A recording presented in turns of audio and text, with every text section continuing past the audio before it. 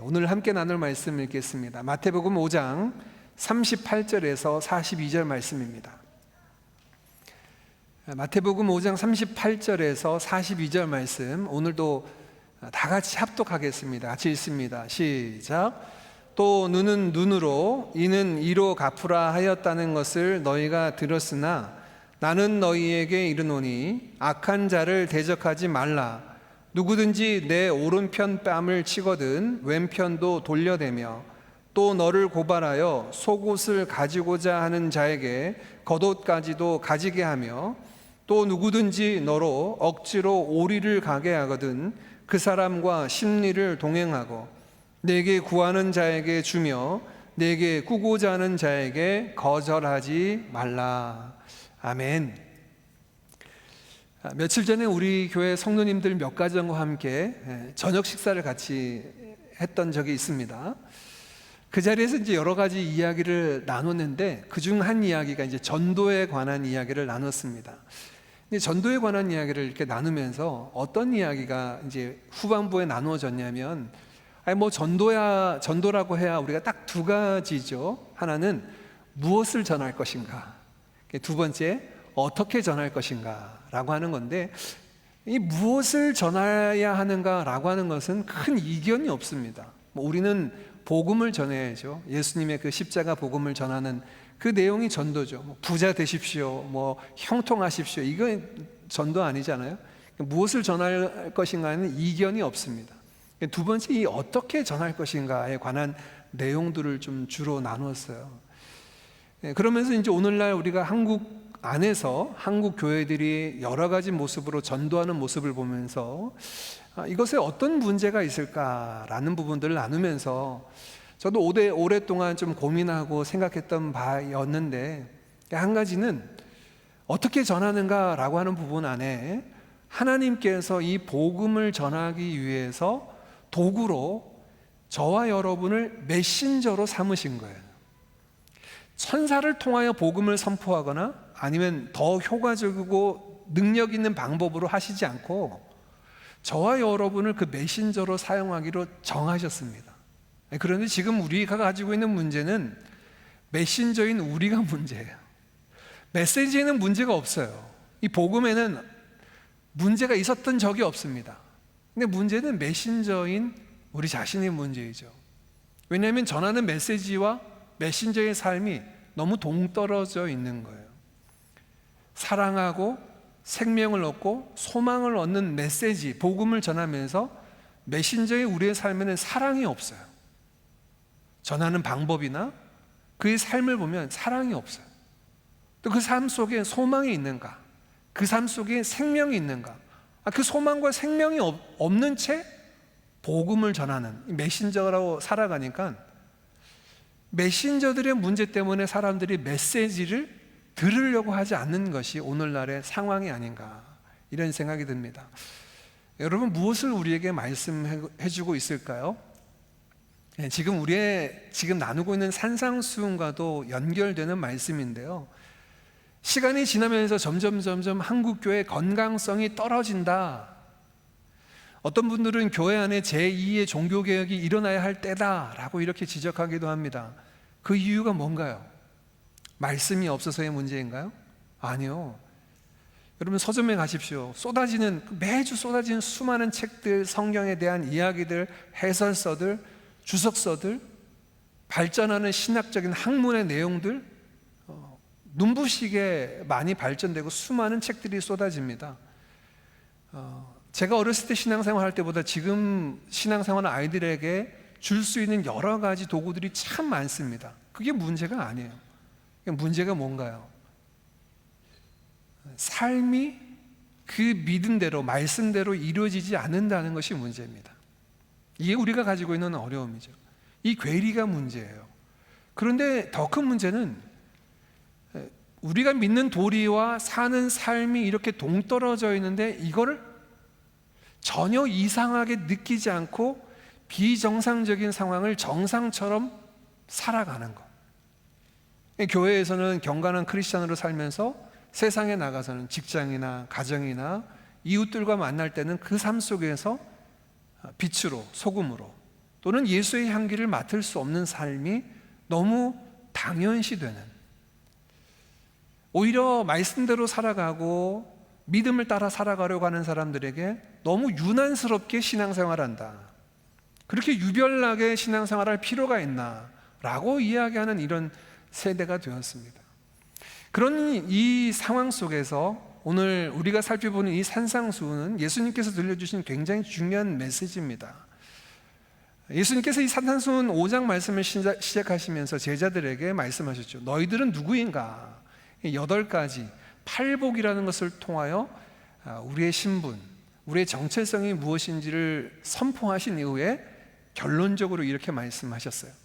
너희는 세상의 소금이다. 너희는 세상의 빛이다. 빛이 그 등경 아래 두어서 감춰진 빛 없다. 소금이 맛을 잃은 소금 없다. 맛을 내는 소금이어야 하고 빛을 비추는, 세상 속에서 빛을 비추는 빛이 되어야 한다. 예수님께서 그렇게 말씀하시면서 이 이야기를 펼쳐가고 계시죠. 그러면 여러분, 우리는 크리스찬으로서 어떤 삶을 살아야 합니까? 예수님의 제자로서 너희는 세상의 빛이다 소금이다 말씀하시는데, 소금과 빛으로 살아간다는 삶은 어떤 삶일까요?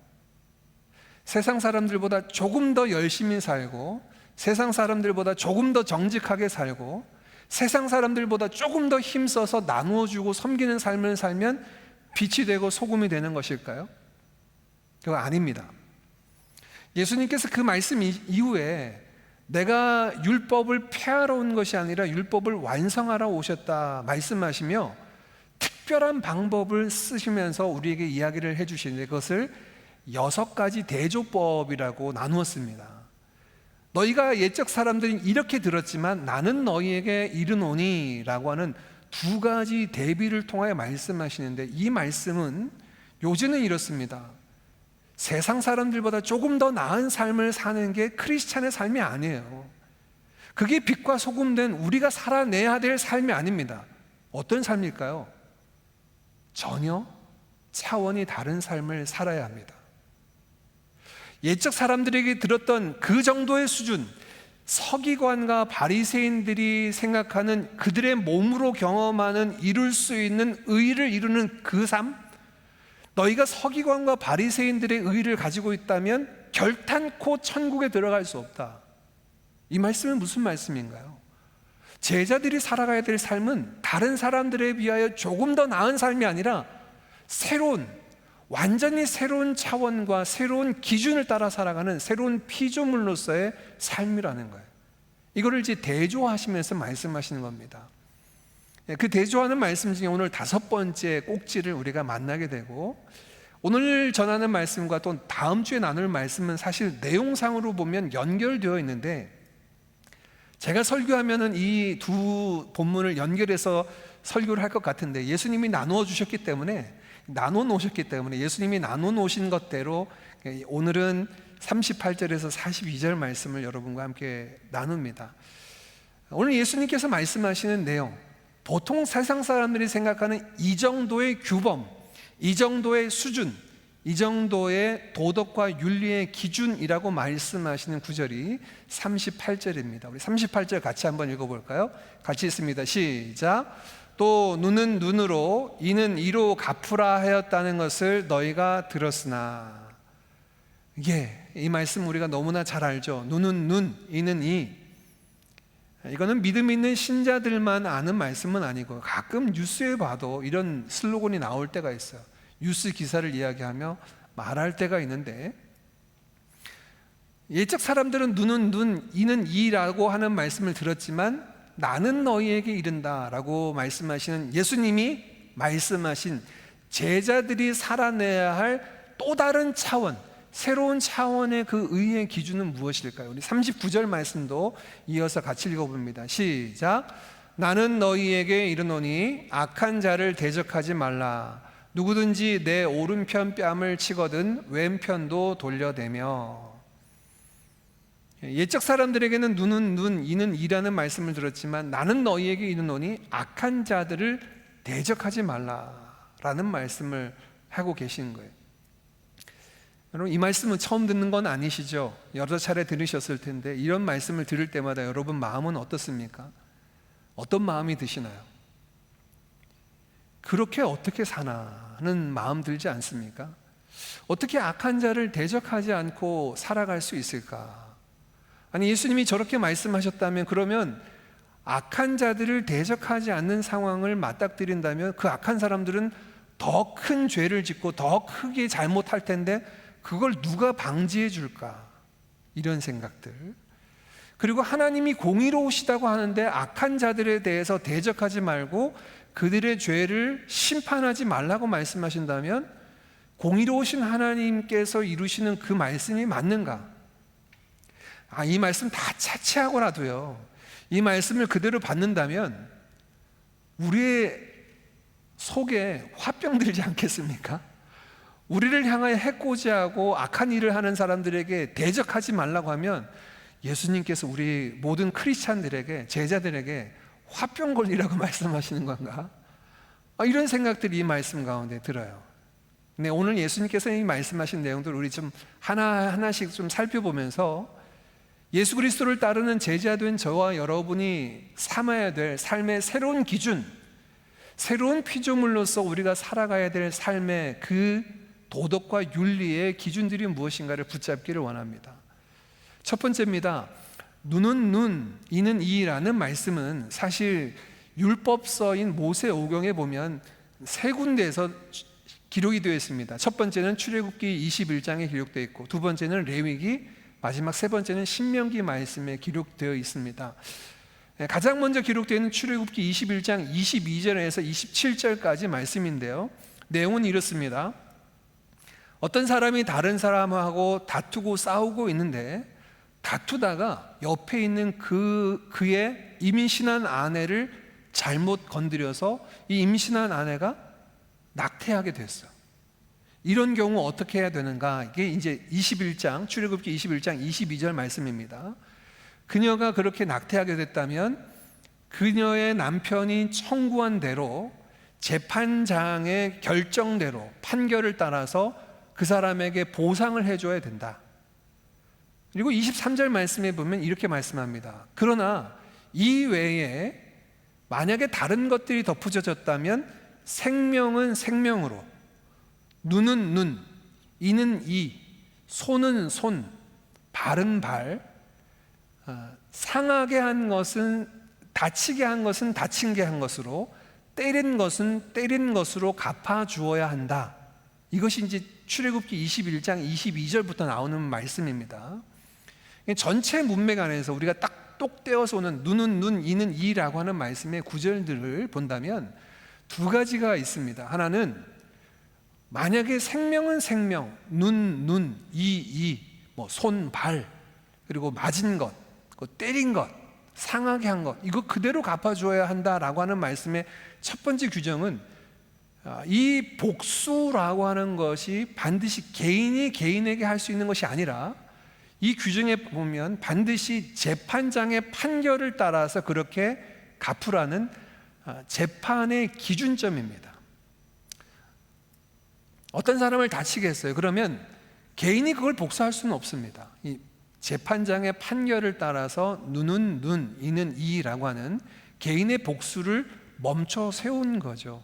사법적 정의에 맡기라라고 하는 것 첫 번째. 두 번째, 그 사법의 기준도 과한 기준으로 갚으면 안 된다라는 겁니다. 과한 기준으로 갚으면 안 된다라는 말씀이에요.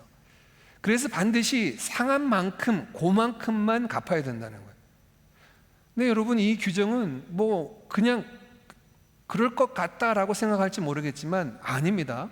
왜냐하면 여러분 그런 경험 해보셨을 것 같은데요, 누군가 여러분에게 해코지를 했어요. 잘못을 했어요. 그러면 어떤 마음 드십니까? 되갚아줘야 되겠다, 복수해야 되겠다라는 마음이 들 때는 받은 만큼 돌려주지 않습니다. 그래서 우리 한국 속담에도 되로 주고 말로 받는다라는 말이 있을 정도인데, 어떤 것을 다른 사람에게 작게 베풀었다면, 그걸 해코지를 했다면 오히려 그것보다 훨씬 더 많은 것들을 받게 될 것이다라는 경고죠. 이게 뭡니까? 죄인들의 이 죄악된 습성은요, 내가 하나를 다쳤다면 셋, 넷, 10까지 갚아줘야지 복수했다라는 마음이 드는 거예요. 근데 이 동해보상법 또는 동해보복법이라고 불려지는 이 법은 하나님께서 정하셨을 때 과도한 복수를 금지하는 법입니다. 복수를 허용한 법이 아닙니다. 사람들이 하도 되로 주고 말로 받는다라고 하는 이 상황을 계속 만들어내니까 하나님께서 만들어내신 두 가지 장치, 스스로 복수하지 말고 재판장에게 맡겨라. 두 번째, 너희가 손해본 것만큼, 다친 것만큼만 갚아줘야지 그 이상의 것을 복수하려고 하면 안 된다라고 하는 것이 이 동해보상법 안에 담겨져 있는 겁니다. 근데 예수님께서 왜 39절 말씀에 악한 자들에 대해서 복수하지 말라라고 이렇게 말씀하셨을까요? 우리가 후에 다시 살펴보겠지만 여러분, 그렇습니다. 이게 복수한다라고 하는 나의 행위가 그 사람에게 눈은 눈, 이는 이로 갚든지 아니면 그것보다 더 갚아주려고 하는 나의 시도든지, 이렇게 하는 나의 행동은 정당한가요? 옳습니까? 정의입니까? 하나님은 그거 아니라는 거예요. 근데 인간의 정의가요, 죄인들이 만들어 놓은 사회 속에서의 정의는 뭐냐면, 내가 손해보고 내가 다쳤다면 그것만큼 복수를 해주는, 이 복수라고 하는 것은 정당하고 정의로운 행동이다라고 미화하여 생각하고 있다는 거예요. 근데 그런 행동들이 정말 하나님 보시기에 정당하고 정의로운 행동일까요? 오늘 예수님 말씀은 그런 행위 자체를 지금 이야기하시는 거예요. 제자로서, 하나님의 백성으로서 그렇게 복수하면서 향하는 그 폭력은, 그 상함은, 그 사람을 해코자 하는 그 행동은 정당하고 하나님 앞에 옳다 인정함을 받을 수 있겠냐는 거예요. 그럴 수 없습니다. 몇 주 전에 뉴스의 내용이었습니다. 미군이 이제 시리아 지역을, 이제 시리아 정권이 무너지고 난 다음에 그곳에서 이렇게 정찰을 하고 있었던 모양이에요. 이제 미군 정찰대가 있었습니다. 그 정찰대에 미군을 안내하는 시리아 안내원도 있었는데, IS가 이 정찰대를 공격을 했습니다. 그래서 미군 한 명과 그 안내하는 시리아인 한 명이 사망을 했습니다. 그러자 트럼프 대통령이 복수한다라고 해서 그 즉시로 복수를 하면서 이 IS의 거점 여러 곳을 타격하면서 수많은 폭탄을 이제 폭격하는 내용이었죠. 이런 뉴스를 봤을 때 미국의 행동이요, 우리 국민 한 사람을 죽이면 우리는 그 10배, 100배라도 복수해 줘야 되겠다. 이게 이제 국제사회의 마치 정의처럼, 그리고 그렇게 힘센 나라가 하는 그 행동들이 자국민을 보호하는 또 다른 장치가 된다라고 미화하여서 하는 이 행동들, 오늘 예수님 말씀하시기에 그러면 그게 옳은가? 그것이 하나님의 백성으로 살아가는 것에 합당한가에 대한 질문이고 도전인 겁니다. 그럴 수 없다는 거예요. 복수라고 하는 게 우리가 행하는 이 행악하는 것, 범죄하는 것을 정당화할 수 있는 명분과 이유가 될 수 없다는 말씀을 들려주고 계신 겁니다. 그러면 어떻게 해야 될까요? 어떻게 하는 것이 이런 상황 가운데 마땅한 방법일까요? 예수님은 어떻게 되갚아 주라는 말씀을 하시지 않습니다.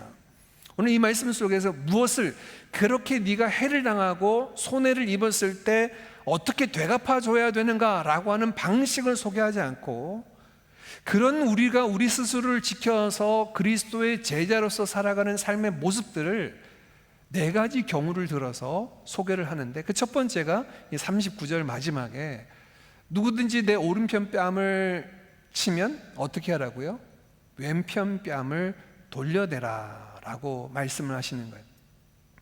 자, 이 말씀을 구체적으로 살펴보기 전에 오늘 예수님께서 말씀하신 부분을 좀 바르게 이해하기 위해서는 제가 이렇게 살펴보니까 이 로이드 존스가 이야기했던 기준점이 굉장히 좋을 것 같아요. 성공의 사제였던 로이드 존스는 이 본문을 주해하면서 이렇게 얘기합니다. 오늘 이 본문은 문자적으로 해석하라고 적용하라고 주신 본문이 아니다 얘기합니다. 이 말씀을 문자적으로 적용하려고 했던 사람이 있습니다. 대표적인 유명한 사람 한 명은 러시아의 대문호인 톨스토이입니다. 톨스토이는 이 말씀을, 예수님이 전했던 이 말씀을 너무 좋아했어요. 그래서 톨스토이 주장은 이렇습니다. 국가에 군대와 경찰, 사법제도를 폐지해야 된다. 왜 그렇게 해야 됩니까?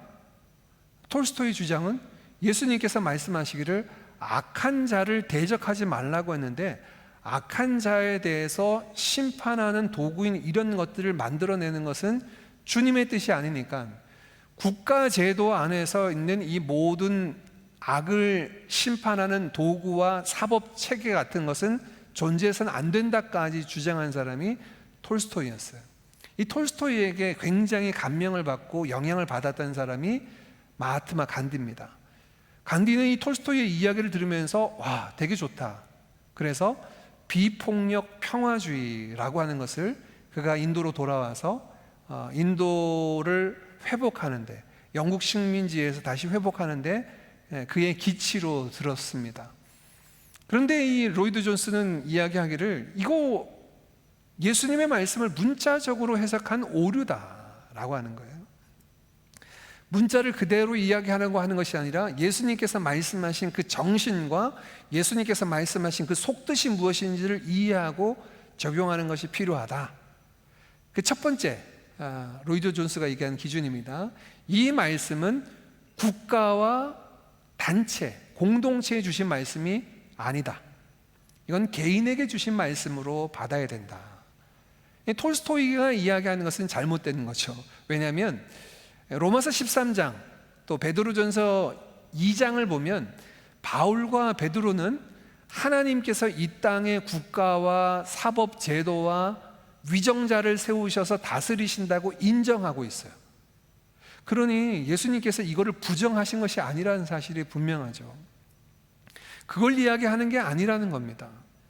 이거는 국가를 향해서 이야기하신 것이 아니라 예수 그리스도에 따르는 그 제자된 자들, 그 개인에게 주신 말씀입니다. 두 번째, 그 대상은 모든 사람에게 하는 말씀이 아니라 특별히 제자들에게 국한되어서 한정되어서 주시는 말씀이다. 이렇게 보는데 저도 옳다고 봅니다. 로이드 존스는 이렇게 표현합니다. 이 말씀을 만약 모든 사람에게 적용하려고 한다면 그 사람은 이단이 된다. 왜냐하면 은혜 아래에 있지 않고 여전히 율법 아래에 있는 사람들에게 은혜 아래에 있는 사람처럼 살라고 이야기하는 것은 예수 그리스도의 십자가 그 은혜를 의지하지 않고 자신의 노력으로 의에 도달할 수 있다고 가르치는 셈이 되니까 이런 주장은 이단적인 주장이다라고 이야기를 하는 거예요. 그러니까 이 말씀은요, 오늘 예수님께서 말씀하신 것은 예수님의 제자된 그리스도를 통하여 그 은혜 아래 거하는 자들에게만 폭좁게 한정되는 거예요. 우리가 믿지 않는 사람에게 이 말씀을 하시고 주님이 이렇게 말씀하셨으니까 이렇게 해라, 이렇게 할 수는 없어요. 그리고 세 번째, 이 말씀은 개인이 단체나 국가에게 대하여서 하는 것이 아니라 개인이 개인에 대하여서 행하는 방법과 기준으로만 적용해야 된다라고 로이드 존스는 그렇게 안내해 주고 있습니다. 이게 무슨 얘기냐면 우리 한국에서도 종교적 신념을 따라 자기의 양심을 따라 집총 거부한 사람들, 이게 병력 의무를 어떻게 할 것인가에 대한 논란이 계속 있잖아요. 예수님께서 이렇게 말씀하셨으니 나는 악한 자를 대적하지 않기 위해서 총 잡는 것을 거부하겠어. 그리고 나는 군대 그 군 복무 의무를 이행하지 않겠어. 이 이야기의 근거 구절로 이것을 쓸 수 없다고 얘기해요. 왜냐하면 아까 말씀드린 것처럼 성경의 다른 구절들은 하나님께서 국가와 제도와 법이라고 하는 것도 역시 만들고 다스리신다라고 하기 때문에 그런 것들을 거절하기 위해서, 나는 평화의 도구로 쓰기 위해서 군대 복무를 할 수 없다라고 말하는 그 근거 구절로 쓸 수 없다, 이렇게 말합니다. 꼭 이 말씀은 개인과 개인 안에서의 이야기입니다. 이 얘기는 다르게 이야기하면 무슨 말씀일까요? 내가 다른 사람과 어떤 분쟁이나 아니면 국가적인 또는 제도적인 법적인 일들이 있을 때는 그대로 해도 됩니다. 그게 문제가 되는 게 아니라 속 사람이 내가 복수하고 싶어, 원수 갖고 싶어, 안 갚음이 있어서 그걸 갚아주고 싶다, 이런 마음을 갖는 자들에 대해서 한정해서 이야기합니다. 다시 돌아갑니다. 39절 마지막에 보면 누구든지 내 오른편 뺨을 치는 사람에게 왼편 뺨을 돌려대라 말씀하죠. 이 오른편 뺨을 맞으면 굉장히 기분 나쁘죠. 이건 굉장히 다른 데를 맞는 것보다 인격을 모독하는 행위입니다. 그런데 오른편 뺨을 맞는다라고 예수님 말씀하셨는데, 오른편 뺨을 맞기 위해서는 상대방은 어떤 손으로 때려야 될까요? 생각을 안 해보셨군요. 상대방이 오른손으로 때리면 나는 왼편 뺨을 맞게 되어 있습니다. 나는 그러면 오른편 뺨을 맞기 위해서는 상대방이 어떤 손으로 때려야 돼요? 상대방이 왼손으로 때리면 나는 오른편 뺨을 맞게 되는 거예요. 근데 이 오른편 뺨을 맞는다는 이 표현은 그런 의미만이 아니고요. 유대인들이 뺨을 때릴 때 방법 중에 손바닥으로 때리는 방법과 손등으로 때리는 방법이 있어요. 즉 오른손으로 때리는데 그 사람을 손등으로 때리면 맞는 사람의 오른편 뺨이 맞게 되어 있습니다. 오른편 뺨을 맞는다는 말은 상대방이 지금 손바닥으로 내 뺨을 치는 게 아니라 손등으로 내 뺨을 쳤다는 얘기예요. 이건 유대인들에게는 굉장히 모욕적인 행위입니다. 제가 준비하면서 어떤 글을 보니까 이 당시 어떤 그 법 규정에 보니까 어떤 사람이 손등으로 뺨을 맞잖아요. 이게 엄청나게 모욕당했다 생각해서 법정 소송을 했는데 1년치 삭슬 보상해야 된다라고 판결 날 정도로 유대인들에게는 손등으로 맞는 것은 굉장히 엄청난 모욕적인 행위라는 거예요. 단순히 뺨을 맞는 게 아니라 그것보다 더한 손등으로 지금 나의 뺨을 친 거예요. 그때 어떻게 하라고요? 왼편 뺨을 돌려대라고 얘기하시네요. 역시 이 말씀도 문자적으로 적용했던 분이 계십니다. 영국의 유명한 설교가 또 전도인이었던 찰스 스펄전이라는 목사님이 계십니다. 이 스펄전 목사님이 원래는 목사가 되기 전에 어떤 분이셨냐면 아주 그 실력 있는 복싱 선수였다고 합니다. 복싱 선수였는데 그러다가 이제 목회자가 되었어요. 목회자가 되는데 이제 어느 동네에 가서 전도를 하고 있는데 그 동네 불량배들이 이 스펄전 목사님에게 찾아왔어요. 와서 이제 목사님에게 시비를 걸다가 진짜 한 대 친 겁니다. 그러자 이 목사님이 어떻게 했을까요? 예수님의 말씀대로 문자적으로 다른 편 뺨을 돌려댔다고 더 쳐라고 이렇게 얘기했대요. 그랬더니 다른 편 뺨을 맞고 상대방이 어땠을까요? 왼쪽 한 번, 오른쪽 한 번, 왼쪽 한 번 때리고 나서 스탑 그쳤을까요? 아니요. 더 화가 나서 막 달려들었다고 해요. 그러자 이 스펄전 목사님 일환데 옆에 있는 수건을 들어서 그 사람을 꽁꽁 묶었답니다. 그러면서 이 스펄전 목사님이 한 얘기가 예수님께서 2번까지만 맞으라 그랬다.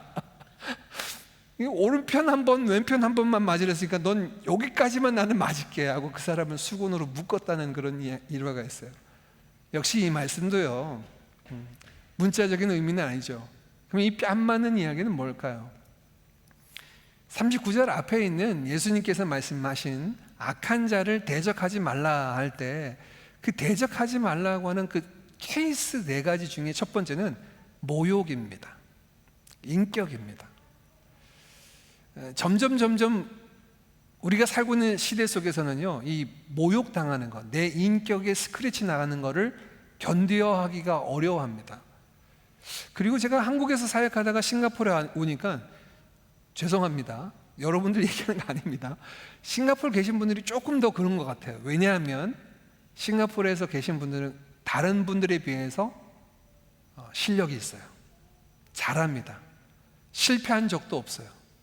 그런데 이런 부분에 있어서 내가 어떤 것에 대해서 모욕을 받거나 또 나의 인격에 대해서 손상되는 말을 들었을 때 더 견디지 못하는 경우들을 종종 보게 돼요. 이 모욕이라고 하는 겁니다. 39절 말씀. 그러니까 우리가 그렇게 모욕당했으면 어떻게 해야 되는가 라고 할 때 예수님은 그 악한 자를 대적하지 말라라는 말씀을 이렇게 우회적으로 표현하고 있어요. 자, 이 부분은 어떻게 감당해야 될까? 마지막에 좀 살펴보고요.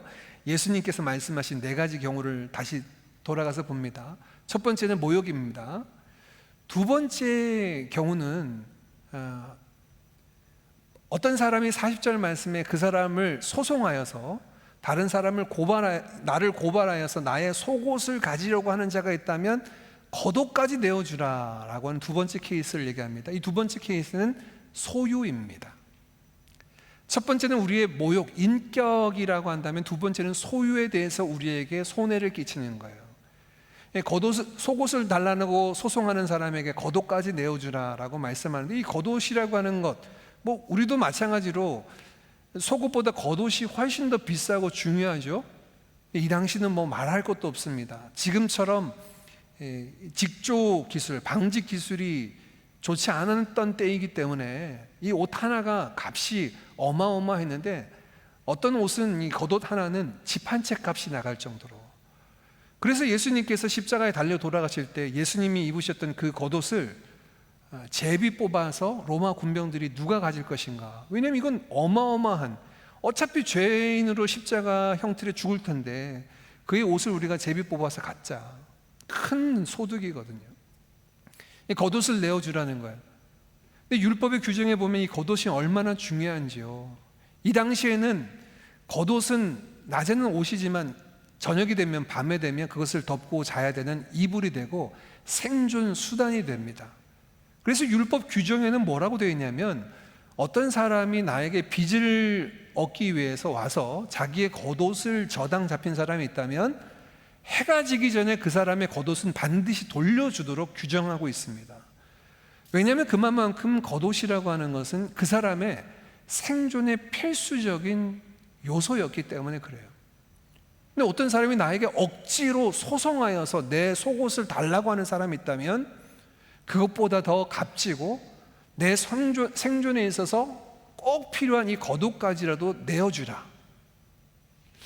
이런 말씀을, 세 번째 소유에 관한 말씀을 해주십니다. 41절 말씀은 우리의 의지에 관한 말씀을 해주고 있습니다. 41절 말씀, 어떤 사람이 억지로 너를 오리 정도 나와 함께 가자 하는 사람이 있다면 그와 함께 십리를 걸어주라 라고 말씀합니다. 이 41절 말씀에 눈에 보이는 단어는 억지로라는 단어입니다.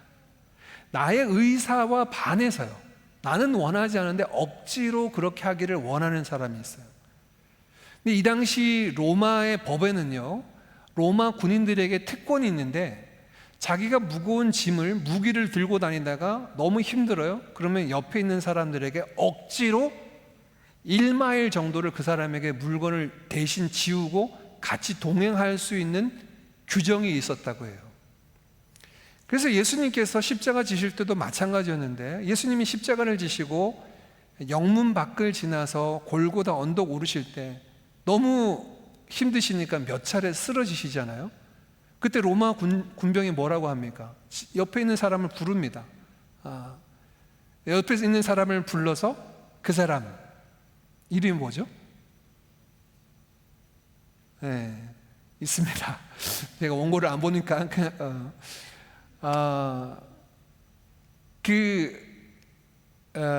그 사람에게 예수님이 십자가를 대신 지우고 걸어가게 하죠. 이게 가능했던 이유는 로마 군인이 명하면 무거운 짐을 대신 지우고 1마일 정도는 같이 걸어가 줄 수 있어야 된다. 이 규정이에요.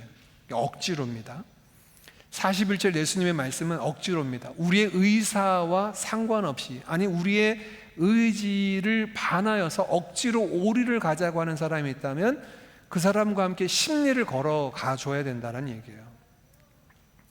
요즘 제가 이제 군대 제대한 저희 아들과 여러 가지 이야기를 나누고 있는데, 태준이와 얘기를 나눌 때 요즘 사람들에게 이게 굉장히 중요한 가치구나 라고 느끼는 게 하나가 있는데, 뭐냐면 자유입니다. 신앙에도 여러 가지 삶에 있어서도 자유라고 하는 것, 내가 하나님을 섬기고 믿음을 따라 살아가는 것도 내 의지의 자유를 통하여서 하나님 앞에 나아가고 싶다. 뭐 이런 이야기를 이제 나눴거든요. 이게 자유입니다. 근데 하나님의 말씀이 그것을 명령하는 것은 뭐 미리 태준이하고 얘기는 안 했지만 얘기를 얘기하면 그렇게 하나님이 내가 기쁨으로 예배하고 사랑하기를 원하는데 하나님이 사랑해야지 이렇게 얘기하면 자기의 자유가 속박당하는 느낌 이렇게 든다는 거예요. 이제 그런 이야기를 나눴는데 제가 그 이야기를 나누면서 어떤 생각이 드냐면 오늘날 현대인들이 가지고 있는 가장 중요한 가치는 자유예요. 자유. 나의 의지에 반해서 일어나는 모든 것들은 그것이 아무리 좋고 선하고 옳고 더 높은 분들이 권위를 따라서 나에게 이야기했다 할지라도 난 그건 좋지 않아. 근데 지금 41절 말씀은 그겁니다. 그 자유예요. 억지로 우리의 의지에 반해서 오리를 가자고 하는 사람이 있다면 그 사람과 심리를 가주라는 얘기예요. 결정적으로 마지막 말씀은 42절인데요. 어떤 사람이 우리에게 꾸고자 하는 사람이 있다면 그 사람에게 거절하지 말고요. 빌려달라고 요청하는 사람이 있다면 그 사람에게 꾸고자 하는 사람에게 주고 빌려달라고 하는 사람에게 거절하지 말라라는 말씀을 해주시는데 이 말씀은 좀 다릅니다. 저를 잠깐 보시죠. 자, 이제 예수님께서 하신 이 부분이 이제 중요한데 네 가지 악한 자를 대적하지 말라 하시는 말씀하시면서 앞에 세 가지는 다 이해하겠어요. 나의 인격을 모욕했어. 손등으로 내 뺨을 쳤어. 두 번째, 나의 소유에 대해서 강탈하려고 해. 소송을 해서. 세 번째, 내 의지와 상관없이 내 자유를 속박해서 무엇인가 원하는 사람이 있어. 그 악한 자를 대적하지 말라라는 말씀이었는데 네 번째는 좀 이상합니다. 나에게 와서 꾸고자 하는 자에게 주라는 거예요. 나에게 와서 빌리려고 하는 사람들에게 거절하지 말라는 거예요. 이 사람들은 악한 자들이 아니지 않습니까? 예수님이 말씀하신 악한 자를 대적하지 말라는 카테고리에 이 네 번째 사람들은 들어가지 않아 보여요. 그런데 왜 예수님이 이 말씀을 하셨을까? 이 말씀의 근거 구절은 신명기 15장 7절 말씀인데 한번 볼까요? 같이 읽습니다. 내 하나님 여호와께서 내게 주신 땅 어느 성읍에서든지 가난한 형제가 너와 함께 거주하거든 그 가난한 형제에게 내 마음을 완악하게 하지 말며 내 손을 움켜쥐지 말고. 율법의 규정 가운데 가난한 형제들 가운데 꾸고자 하는 사람에게 마음을 완악하게 하지 말고 너의 마음 가운데 손을 움켜쥐어서 나누는 것에 인색한 삶을 살면 안 돼 라고 말씀하셨는데 예수님이 이 말씀을 악한 자를 대적하지 말라는 말씀으로 끌고 오신 거예요. 이 사람들이 가난한 사람들이 악한 자입니까? 없어서 힘들어서 와서 빌려달라고 나한테 좀 도움을 달라고 청하는 사람들이 잘못된 사람들입니까? 그거 아니잖아요. 이 네 번째 카테고리에 이 말씀이 들어간 이유는 앞에 있는 세 가지 내용과 연결되어 보여요. 악한 자를 대적하지 말라는 말씀에 있어서 우리의 마음이 사실 불편합니다. 편한 마음으로 기쁜 마음으로 뺨 맞고 속옷 달랄 때 걷어주고 이렇게 하기 어려워요. 근데 마지막 이 말씀을 통해 예수님이 우리에게 들려주시는 말씀은 기꺼운 마음으로 즐거운 마음으로 그 마을 가운데 그 삶 가운데 나아갈 것을 네 번째 카테고리를 통해 우리에게 교훈하고 있다 보여집니다. 말씀을 이어가면서 여러분들 표정을 보니까 점점 더 어두워져 가는 게 느껴집니다. 오면 어떻게 살란 얘기야? 맨날 당하고만 살라는 얘기인가? 그러면 이 악한 자들이 그렇게 득세한다면 가만히 내버려두면 그 사람들은 더 크게 죄를 짓고 더 다른 사람들 더 힘들게 할 텐데 그 얘기가 아니라 개인이 개인에게 가져야 될 마음의 자세예요. 자, 말씀의 결론을 내립니다. 그러면 우리는 어떻게 할 것인가?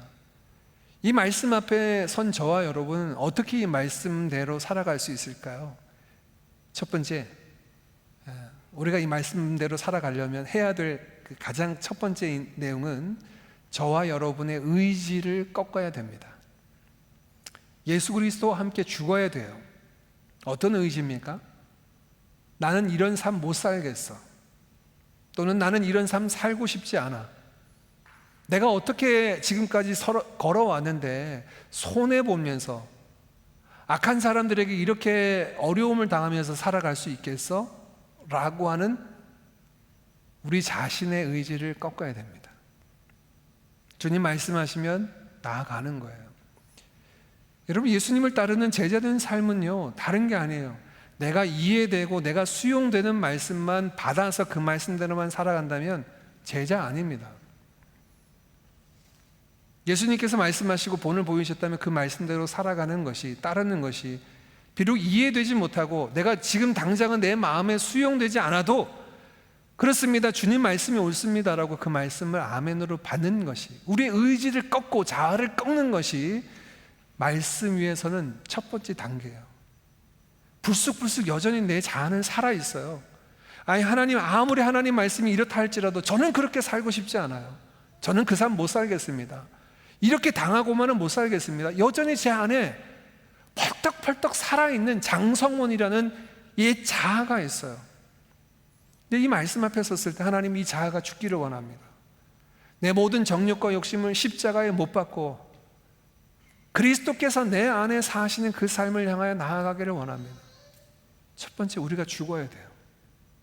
두 번째, 예수님께서 말씀하신 이 삶, 악을 악으로 갚지 않고 로마서 말씀처럼 선으로 악을 이길 수 있는 삶의 비결은 예수님을 바라보고 예수님을 본받는 것입니다. 예수님께서 그렇게 삶을 사셨습니다. 예수님께서 뺨을 맞으셨을 때 상대방의 뺨을 때리시지 않았어요. 마지막 십자가를 지시기 전 그 새벽에 유대인 병사들과 로마 병사들에게 침뱉음을 당하고 모욕을 당하시고, 예수님의 눈을 가리고 로마 군인들은 예수님의 뺨을 치면서 하나님의 아들, 하나님이라고 하는, 자칭 하나님의 아들이라고 하는 자여, 누가 너의 뺨을 쳤는지 한번 알아맞혀 봐라. 예수님을 조롱하며 그 뺨을 치던 자애들, 예수님의 그 십자가에 못 박고 창조주이신 예수님께서 피조물의 손에 의해서 못 박힘을 당하고 죽음의 현장에 올라가는 그 시간에 예수님이 하신 말씀은, 주님, 아버지, 저들이 자기가 하는 일을 알지 못합니다. 저들을 용서해 주십시오. 베드로가 예수님을 옆에서 호위하면서 겟세마네 동산에서 그 품에 있던 칼을 빼내어서 대제사장의 종 말고의 귀를 쳤을 때 예수님 뭐라고 말씀하셨습니까? 베드로야, 내가 지금 당장 명하여서 하늘에 있는 12영이나 되는 더 천군 천사를 지금 불러올 수 없을 것 같으냐? 그러나 그렇지 않다 말씀하시는 거예요. 그 악한 자들을 바로 심판하실 능력이 없어서가 아니에요. 예수님께서 그렇게 모진 십자가를 지셨습니다. 그리고 그 예수님에 대해서 히브리서 12장 2절과 3절은 이렇게 들려줍니다. 우리 2절 3절 말씀 같이 한번 읽어봅니다. 시작. 믿음의 주요 또 온전하게 하시는 이인 예수를 바라보자. 그는 그 앞에 있는 기쁨을 위하여 십자가를 참으사 부끄러움을 개의치 아니하시더니 하나님 보좌 우편에 앉으셨느니라. 너희가 피곤하여 낙심하지 않기 위하여 죄인들이 이같이 자기에게 거역한 일을 참으신 일을 생각하라. 아멘. 히브리서 12장 2절 말씀은 믿음의 주요 온전하게 하시는 이인 예수를 바라보라는 거예요. 그 예수님은 어떤 삶을 사셨습니까? 우리를 위하여 십자가를 참으셨고요, 부끄러움, 그 모욕당하는 일들, 침뱉음을 당하고 창조주가 피조물에 의하여서 그렇게 조롱당하는 일을, 그 부끄러움을 개의치 아니하셨습니다. 아무것도 그렇게 중요한 일로 여기지 않으셨어요. 더욱이 3절 말씀에 우리가 피곤하여 낙심하지 않기 위하여, 야, 정말 말씀대로 살아가는 힘드네. 악한 자를 대적하지 않고 선으로 악을 이기는 삶이 참 어렵네. 피곤하여 낙심된 순간이 다가옵니까? 그럴 때 어떻게 하라고요? 죄인들이 이같이 자기를 거역한 일을 끝까지 참으신 일을 생각하라는 거예요. 어떻게 우리가 이 말씀대로 순종할 수 있을까요? 못할 것 같아. 나는 안 될 것 같아. 그럴 때 어떻게 하면 됩니까? 십자가에 계신 주님 바라보는 거예요. 그 부끄러움을 개의치 아니하셨던 주님 생각하는 거예요. 죄인들이 그와 같이 거역한 것을 끝까지 참으신 예수 그리스도를 내 마음에 그리는 겁니다. 주님 쫓아가는 거예요. 주님 쫓아가는 거예요. 마지막 세 번째 방법이 있다면 역시 우리의 특급 도움이 계시죠. 성령님의 도움을 통하여 악을 악으로 갚지 않고 선으로 악을 이기는 삶으로 나아가야 합니다. 성령님 도와주십시오. 아무리 우리가 당한 일이 있고 손해본 일이 많다 할지라도 악을 악으로 갚는 그 악을 하나님은 죄 없다 하시지 않아요. 그것을 선하다고 하시지 않고 옳다 하시지 않습니다. 그것도 악이에요. 악을 악으로 갚아서는 안 돼요. 선으로 악을 이길 수 있도록 성령 하나님 제게 힘을 주십시오. 제게 능력을 주십시오. 이제 이번 주일을 준비하면서 제가 말씀을 준비하고 있는데 제 아내가 찾아왔어요. 옆에서 이제 얘기를 하면서 이런 얘기를 들려줘요. 오늘 이제 제 아내가 아동부 설교를 하고 있는데 제가 몰랐던 내용을 이야기해 주는 겁니다. 그 손양원 목사님 아시죠? 사랑의 원자탄이라고 불려지는 손양원 목사님이 손양원이라는 이름이 본명이 아닙니다. 그 얘기를 들려주는 거예요. 그러면서 자기가 이제 설교를 준비하면서 찾아봤더니 손양원 목사님이 그 이름이 본명이 아니라 손연준이라는 이름이 본명인데, 이 본명이 언제 알려지게 됐냐면 손양원 목사님 돌아가시고 난 다음에 한참 뒤에 1970 몇 년도에 국가에서 이 손양원 목사님을 기리기 위해서 훈장을 수여하는데 그 훈장에 그 손양원 목사님의 이름이 손연준으로 이렇게 기록되어서 그제서야 사람들이 손양원 목사님의 이름을 알게 되었다는 거예요. 근데 왜 그러면 손양원 목사님은 본인의 이름이 손연준인데 손양원으로 바뀌었을까? 이야기에 손양원 목사님이 사역했던 여수의 그 나병 환자촌 이름이 애양원입니다. 그 애양원의 양원이라는 이름을 자기 이름으로 가져와요. 그래서 손양원이라는 이름으로 쓰기 시작합니다. 그 이야기를 이제 내가 지금 아동부 설교를 준비하는데 이 손양원 목사님에 대해서 모르는 이야기, 그 뒤에 여러 가지 이야기를 알려주더라고요. 근데 그 얘기를 들려주는 아내의 이야기를 들으면서 얼마나 사랑했으면 그 나병 환자들의 그 수많은 일화들도 우리가 너무나 잘 알고 있어요. 사랑의 원자탄이라고 불려질 만큼 그분이 정말 예수님 본받은 삶, 예수님처럼 자기 자신을 내어주는 삶을 사셨다는 것 다 알아요. 그런데 정말 사랑하셨나 보다. 그 사람들을 사랑하셔서 그곳 이름을 자기의 이름으로 부를 만큼, 그곳 이름을 자기의 이름으로 쓰실 만큼 그렇게 사랑하셨구나. 어떻게 그렇게 사랑하실 수 있을까? 어떻게 그렇게 살 수 있을까? 늘 깨어 기도하고 성령의 은혜로, 성령의 역사로 말미암아 그 삶을 향하여 달려나갔기 때문에 가능하리라 생각됩니다. 말씀을 마칩니다. 여러분, 우리가 믿음을 따라 살아간다는 건요, 내가 할 수 있는 것만이 아니라 예수 그리스도, 앞서가신 우리의 선생 되신 그리스도를 본받고 그리스도를 따라가고 그리스도의 향기에 묻어나는 삶을 살아내야 하는 것입니다. 주님은 우리에게 이 무거운 짐만을 드리는 게 아니라 오히려 이 삶이 얼마나 자유롭고 얼마나 아름답고 얼마나 복된지를 말씀해 주고 계세요. 악을 악으로 갚는 삶, 선한 삶 아니라고 얘기해 주세요. 선으로 악을 이기자고 우리를 격려해 주세요. 격려해 주세요. 우리의 인격이 모욕당할 때, 우리의 재산에 손해가 날 때, 나의 자유와 의지를 침해받아서 또 다른 곳으로 가자라고 하는 사람들에게 그런 모든 상황들 속에서 나는 어떤 모습으로 주님 따르는 제자의 모습으로 서 있을까? 여전히 펄떡펄떡 뛰는 자아가 우리 안에 있습니까? 우리 안에 있는 자아를 십자가에 못 박읍시다. 그리고 앞서가신 예수님 바라봅시다. 우리 안에 거하시는 성령님, 나도 예수님 따라가고 싶습니다. 내 안에 주신 그 은혜로 말미암아 세상의 소금과 빛으로 살고 싶습니다. 그렇게 구함에 달려나가는 우리 모든 드림 가족들 되시기를 주님의 이름으로 축복합니다. 함께 찬양하겠습니다.